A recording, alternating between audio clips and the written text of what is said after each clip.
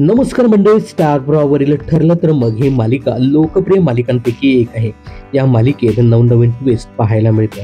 असाच एक ट्विस्ट आता लवकरच मालिकेत पाहायला मिळणार आहे, कारण या मालिकेत पुन्हा एकदा एका प्रसिद्ध अभिनेत्रीची एंट्री होणार आहे. तर ही अभिनेत्री म्हणजे मालिकेतील अर्जुनची बहीण अस्मिता म्हणजेच मोनिका दबडे.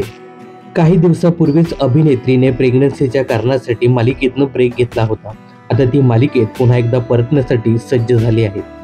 तर राजश्री मराठी या यूट्यूब चॅनलला दिलेल्या मुलाखतीमध्ये ती याविषयी बोलताना म्हणते की मी मालिकेमध्ये पुन्हा कधी येईन याची मला निश्चित तारीख माहिती नाही, पण मी त्यांना 5 मे तारीख सांगितली होती.